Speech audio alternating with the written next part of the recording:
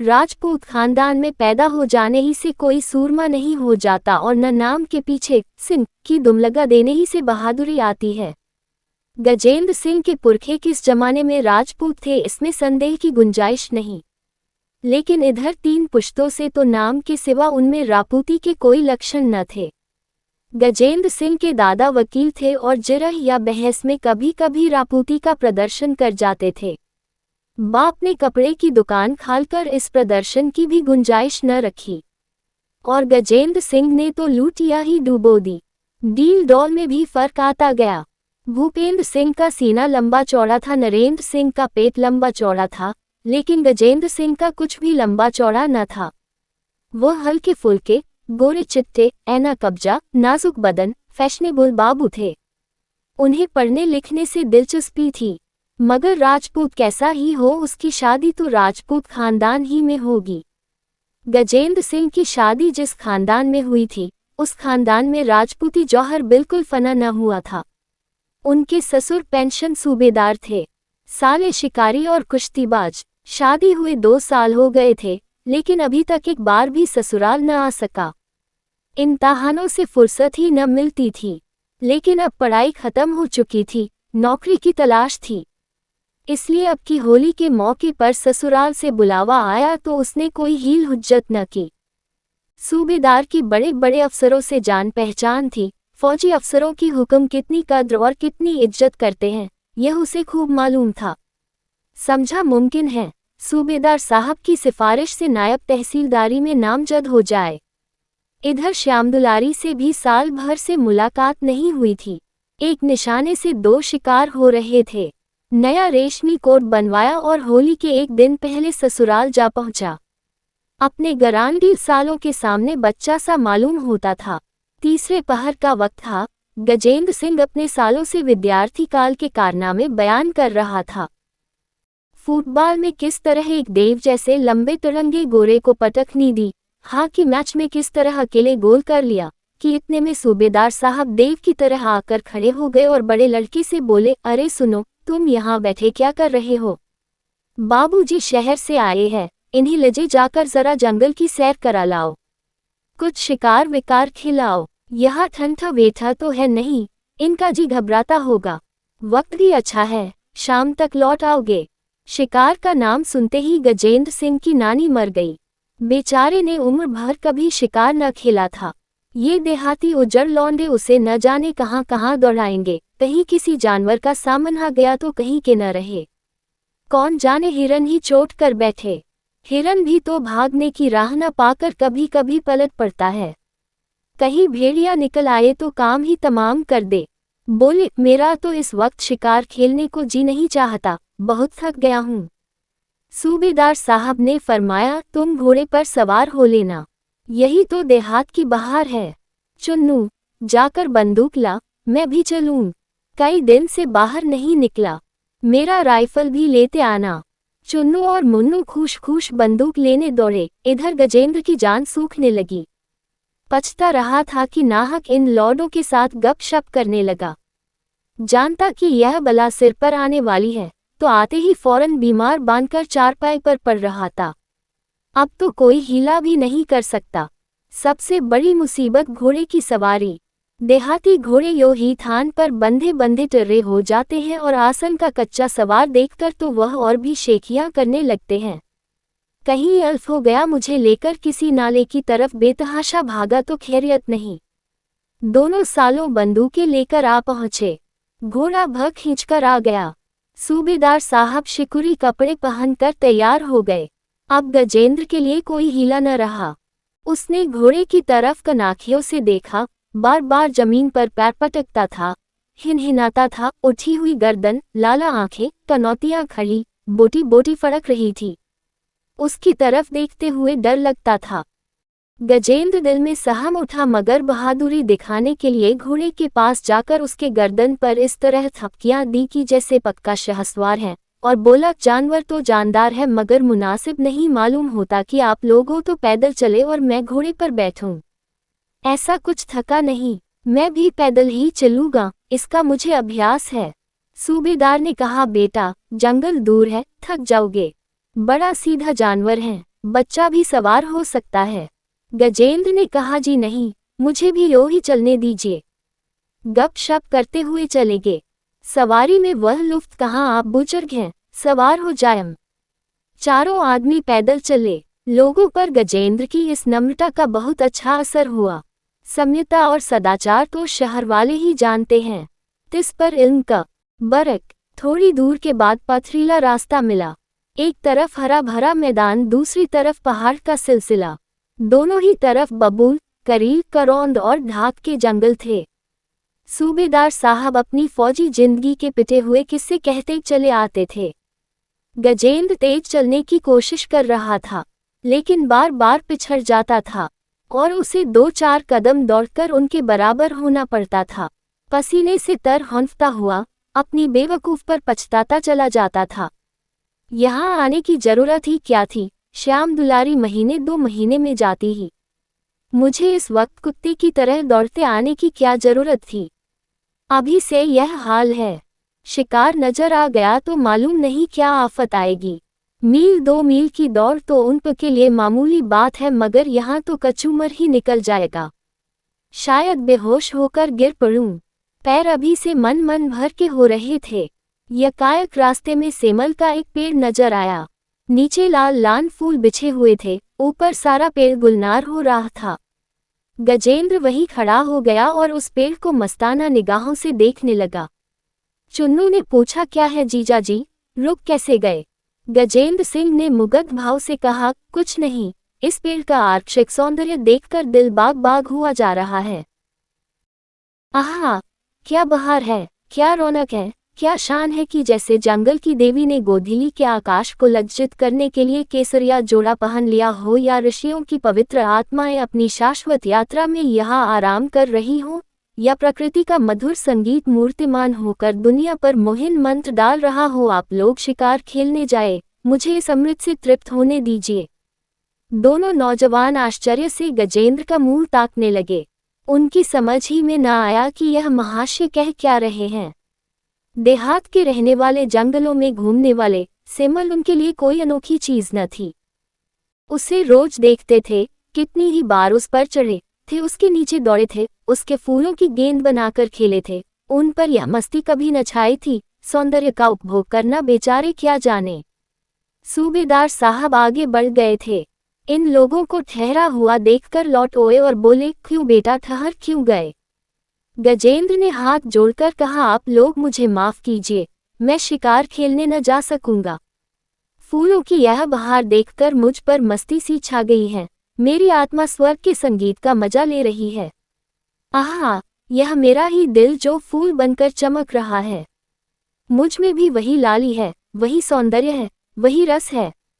मेरे हृदय पर केवल अज्ञानता का पर्दा पड़ा हुआ है। किसका शिकार करें? जंगल के मासूम जानवरों का। हम ही तो जानवर हैं, हम ही तो चिड़िया हैं। ये हमारी ही कल्पनाओं का दर्पण है जिसमें भौतिक संसार की झलक दिखाई पड़ रही है। क्या अपना ही खून करें? नहीं, आप लोग शिकार करन जाएं, मुझे इस मस्ती और बहार में डूबकर इसका आनंद उठाने दें। बल्कि मैं तो प्रार्थना करूँगा कि आप भी शिकार से दूर रहें। जिंदगी खुशियों का खजाना है, उसका खून न कीजिए। प्रकृति के दृश्यों से अपने मानस चक्षुओं को तृप्त कीजिए। प्रकृति के एक एक कण में, एक एक फूल में, एक एक पत्ती में इसी आनंद की किरणों चमक रही हैं। खून करके आनंद के इस अक्षय स्रोत को अपवित्र न कीजिए। इस दार्शनिक भाषण ने सभी को प्रभावित कर दिया। सूबेदार ने चुन्नू से धीमे से कहा, उम्र तो कुछ नहीं है, लेकिन कितना ज्ञान भरा हुआ है। चुन्नू ने भी अपनी श्रद्धा को व्यक्त किया, विद्या से ही आत्मा जाग जाती है, शिकार खेलना है बुरा। सूबेदार साहब ने ज्ञानियों की तरह कहा, हाँ बुरा तो है, चलो लौट चलें। जब हर एक चीज में उसी का प्रकाश है तो शिकार कौन और शिकार कौन, अब कभी शिकार न खेलूंगा। फिर वह गजेंद्र से बोले, भैया तुम्हारे उपदेश ने हमारी आंखें खोल दी। कसम खाते हैं अब कभी शिकार न खेलेंगे। गजेंद्र पर मस्ती छाई हुई थी। उसी नशे की हालत में बोला, ईश्वर को लाख लाख धन्यवाद है कि उसने आप लोगों को ये सद्बुद्धि दी। मुझे खुद शिकार का कितना शौक था, बतला नहीं सकता। अनगिनत जंगली सुअर, हिरन, तेंदुए, नीलगाय, मगर मारे होंगे, एक बार चीते को मार डाला। मगर आज ज्ञान की मदिरा का वह नशा हुआ कि दुनिया का कहीं अस्तित्व ही नहीं रहा। होली जलाने का मुहूर्त 9 बजे रात को था। 8 ही बजे से गांव के औरत मर्द बूढ़े बच्चे गाते बजाते कबीरे उड़ाते होली की तरफ चले। सूबेदार साहब भी बाल बच्चों को लिए मेहमान के साथ होली जलाने चले। गजेंद्र ने अभी तक किसी बड़े गांव की होली न देखी थी। उसके शहर में तो हर मोहल्ले में लकड़ी के मोटे मोटे 2-4 कुंडे जला दिए जाते थे, जो कई कई दिन तक जलते रहते थे। यहाँ की होली एक लंबे चौड़े मैदान में किसी पहाड़ की ऊंची चोटी की तरह आसमान से बातें कर रही थी। ज्यों ही पंडित जी ने मन र पढ़कर नए साल का स्वागत किया, आतिशबाजी छूटने लगी। छोटे बड़े सभी पटाखे, छछूंदरे, हवाएं छोड़ने लगे। गजेंद्र के सिर पर से कई छछूंदर सनसनाती हुई निकल गईं। हर एक पटाखे पर बेचार पे 2-2, 4-4 कदम पीछे हट जाता था और दिल में इस उज्जड़ देहातिया को कोसता था। यह क्या बेहूदगी है, बारूद कहीं कपड़े में लग जाए, कोई और दुर्घटना हो जाए तो सारी शरारत निकल जाए। रोज ही तो ऐसी वारदातों होती रहती है, मगर इन गंवारों क्या खबर। यहाँ दादा न जो कुछ किया वही करेंगे, चाहे उसमें कुछ तुक हो या न हो। अचानक नजदीक से एक बमगोल के छूटने की गगनभेदी आवाज हुई कि जैसे बिजली कड़की हो।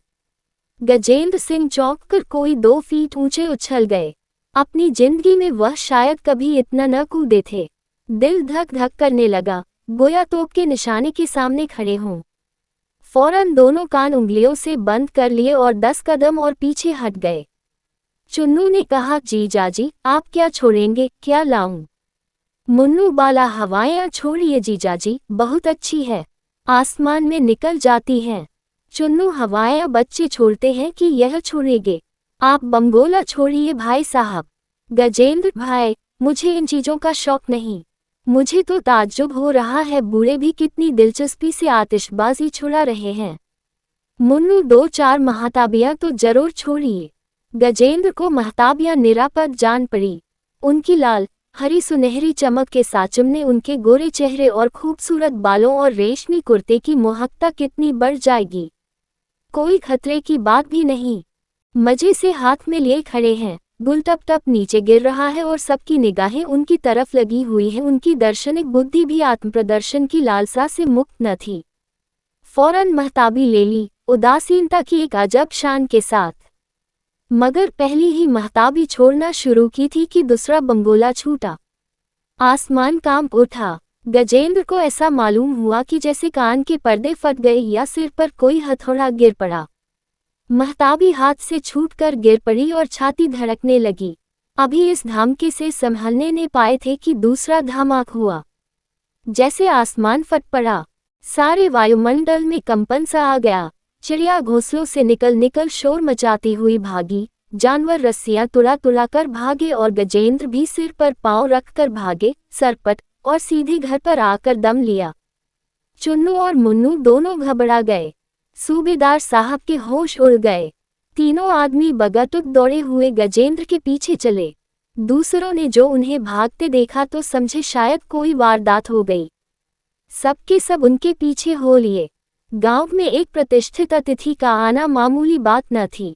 सब एक दूसरे से पूछ रहे थे, मेहमान को हो क्या गया, माजरा क्या है, क्यों ये लोग दौड़े जा रहे हैं। एक पल में सैकड़ों आदमी सूबेदार साहब के दरवाजे पर हाल चाल पूछने लिए जमा हो गए। गांव का दामाद कुरूप होने पर भी दर्शनीय और बदहाल होते हुए भी सबका प्रिय होता है। सूबेदार ने सहमी हुई आवाज में पूछा, तुम वहां से क्यों भाग आए भैया? गजेंद्र को क्या मालूम था कि उसके चले आने से ये तहलका मच जाएगा, मगर उसके हाजिर दिमाग ने जवाब सोच लिया था और जवाब भी ऐसा कि गांव वालों पर उसकी अलौकिक दृष्टि की धाक जमा दे। बोला, कोई खास बात न थी, दिल में कुछ ऐसा ही आया कि यहाँ से भाग जाना चाहिए। नहीं, कोई बात जरूर थी। आप पूछकर क्या करेंगे? मैं उसे जाहिर करके आपके आनंद में विघ्न नहीं डालना चाहता। जब तक बतला न दोगे बेटा, हमें तसल्ली नहीं होगी। सारा गांव घबराया हुआ है। गजेंद्र ने फिर सूफियों का सा चेहरा बनाया, आंखें बंद कर ली, जम्हाया ली और आसमान की तरफ देखकर बोले, बात यह है कि जो ही मैंने महताबी हाथ में ली, मुझे मालूम हुआ जैसे किसी ने उसे मेरे हाथ से छीनकर फेंक दिया। मैंने कभी आतिशबाजियां नहीं छोड़ी, हमेशा उनको बुरा भला कहता रहा हूँ। आज मैंने वह काम किया जो मेरी अंतरात्मा के खिलाफ था। बस गजब ही तो हो गया। मुझे ऐसा मालूम हुआ जैसे मेरी आत्मा मुझे धिक्कार रही है। शर्म से मेरी गर्दन झुक गई और मैं इसी हालत में वहां से भागा।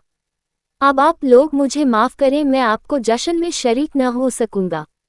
सूबेदारा साहब ने इस तरह गर्दन हिलाई कि जैसे उनके सिवा वहां कोई इस अध्यात्मा का रहस्य नहीं समझ सकता। उनकी आंखें कह रही थी, आती है तुम लोगों की समझ में यह बातें। तुम भला क्या समझोगे, हम भी कुछ कुछ ही समझते हैं। होली तो नियत समय जलाई गई थी मगर आतिशबाजियां नदी में डाल दी गईं। शरीर लड़कों ने कुछ इसलिए छिपाकर रख ली कि गजेंद्र चले जाएंगे तो मजे से छुड़ाएंगे। श्याम दुलारी ने एकांत में कहा, तुम तो वहां से खूब भागो। गजेंद्र अकड़ कर बोले, भागता क्यों, भागने की तो कोई बात न थी। मेरी तो जान निकल गई का, न मालूम क्या हो गया। तुम्हारे ही साथ मैं भी दौड़ी आई। टोकीर भर आतिशबाजी पानी में फेंक दी गई। ये तो रुपये को आग में फूंकना है, ये तो रुपये को आग में फूंकना है। होली में भी न छोड़े तो कब छोड़े। त्योहार इसीलिए तो आते हैं। त्योहार में गाओ बजाओ, अच्छी अच्छी चीजें पकाओ खाओ, खैरात करो या दोस्तों से मिलो, सबसे मोहब्बत से पेश आओ। बारूद उड़ने का नाम त्योहार नहीं है। रात को 12 बज गए थे। किसी ने दरवाजे पर धक्का मारा। गजेंद्र ने चौंक कर पूछा, ये धक्का किसने मारा। श्यामा ने लापरवाही से कहा, बिल्ली बिल्ली होगी। कई आदमियों के फटफट करने की आवाजें आईं, फिर किवाड़ पर धक्का पड़ा।